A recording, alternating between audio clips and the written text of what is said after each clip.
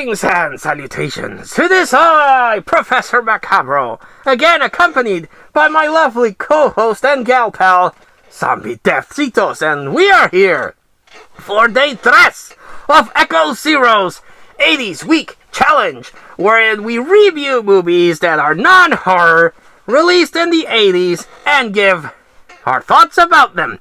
Indeed. But first I wanted to address a little hiccup in my regalia.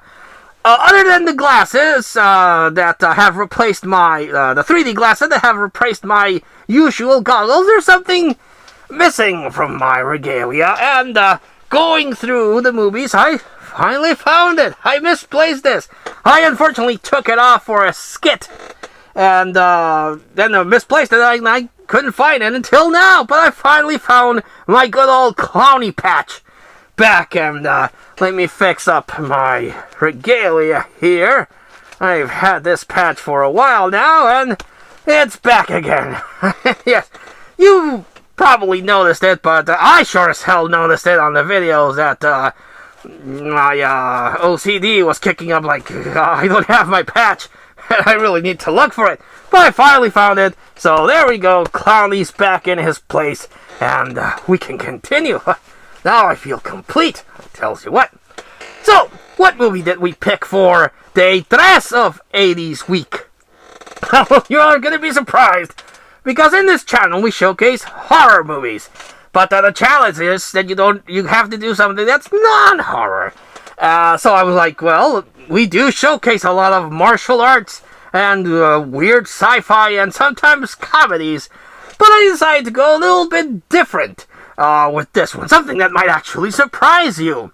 Indeed. And the movie that I selected for Day 3 of Echo Zero's 80's Week Challenge is The Princess Bride. Threw you for a loop there, didn't I? Yes, indeed. You're probably asking yourself, or saying to yourself, Professor Macabro, have you lost what little mind you had? The Princess Bride is not a lovey-dovey romantic movie, and you are quite correct. But it's very awesome, not only because it was released in the best decade of all time, but because it has a lot of really cool shit, which we will talk about. The movie starts with the kid from the Wonder Years getting a visit by his grandpa Columbo. The kid's a little sick, and Grandpa wants to make him feel better by reading him a story. But the kid's like, no man, I'm too cool for your story time shit. I don't want to hear it. But he feels bad, because, rightly so, he hurt Columbo's feelings. So he's like, wait, well, you're already here. Tell me your kissy story, but I don't want no kissies. Kissies are gross, they are cooties, yuck. So Columbo starts reading the story of Buttercup. She is this farm girl that lives in a farm, as you do, and she's a little bit of a bratty bitch, because she tortures this poor farm boy. It's like, farm boy, the cows have shitted the farm, clean it up. And the farmer's like, as you wish, and he cleans it up. And she's like, farm boy, the sheep have run amok, rattle them together. And the farmer's like, as you wish. And she's like, farm boy, my footsies are full of mud. Wash them, you little bitch. And the farm boy's like, as you wish. So as the years go by, Buttercup falls in love with this whipping boy that she has at her disposal for some reason. And the poor son of a bitch develops Stockholm Syndrome and falls in love with Buttercup. So they fall in love, they make a promise that they're going to get married, but the farm boy is just a lowly peasant, you see. So he leaves the farm to make his fortune and come back for Buttercup. Unfortunately, the vampire guy from Fright Night sees her, and he's like, well, I know she's a farm girl and beneath me, but she's fucking hot. So I will make her my bride, post-haste. So he whisks her away to be married. Buttercup is understandably depressed by this because she wanted to marry Farm Boy. But she firmly believes that Farm Boy will come back and save her.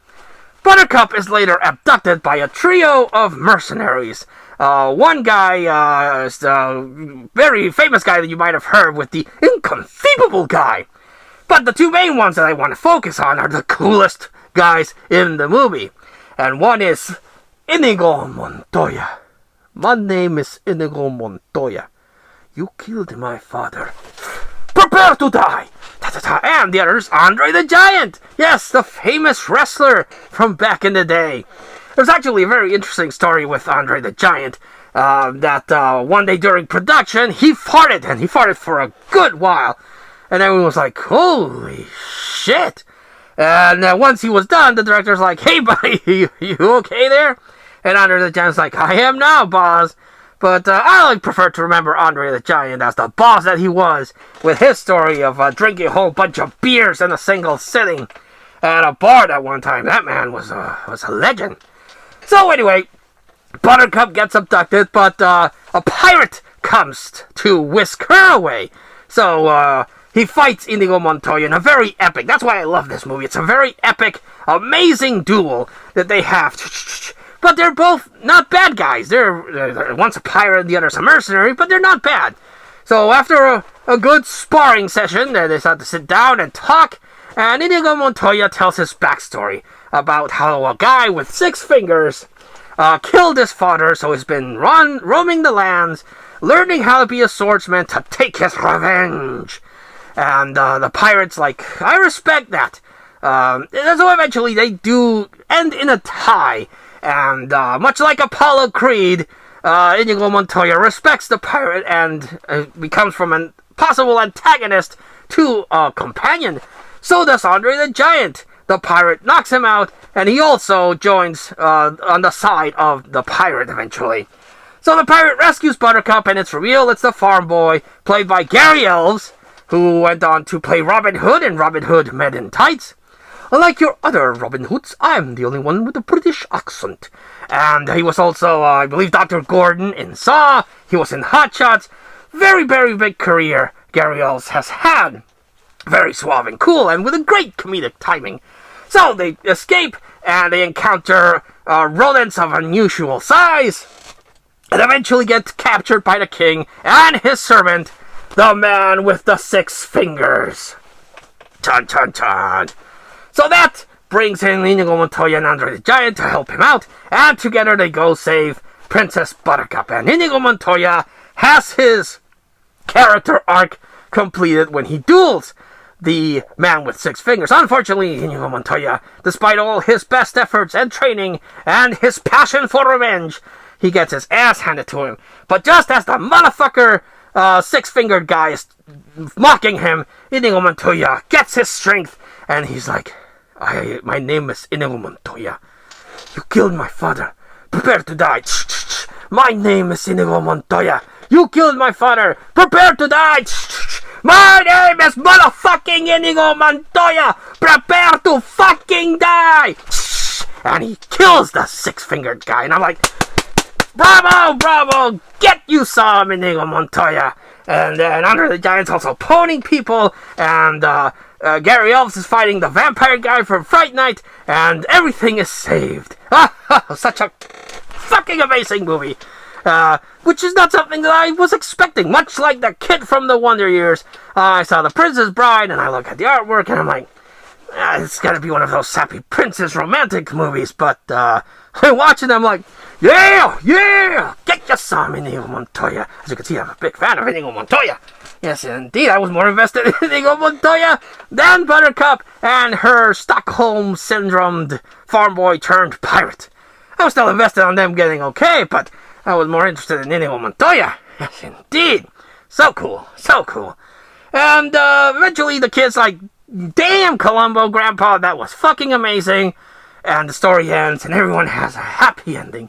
And oh boy, was that a lot of fun. Yes, indeed. That's the magic of the 80s. That's something that you rarely get nowadays. You get the concept like a fantasy romantic movie and inject a bunch of 80s awesomeness to it, and you get epic sword fights and comedy and funny moments and evil bad guys, and you still can get away with your romantic bullshit, and leaves you there like, damn, that was good.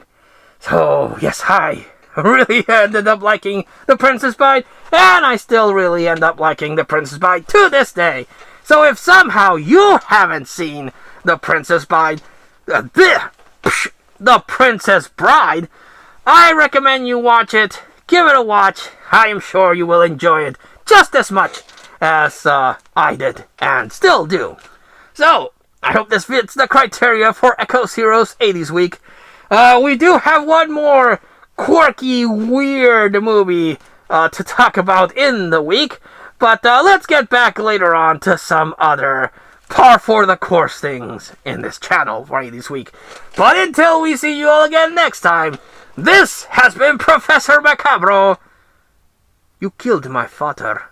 Prepare to die!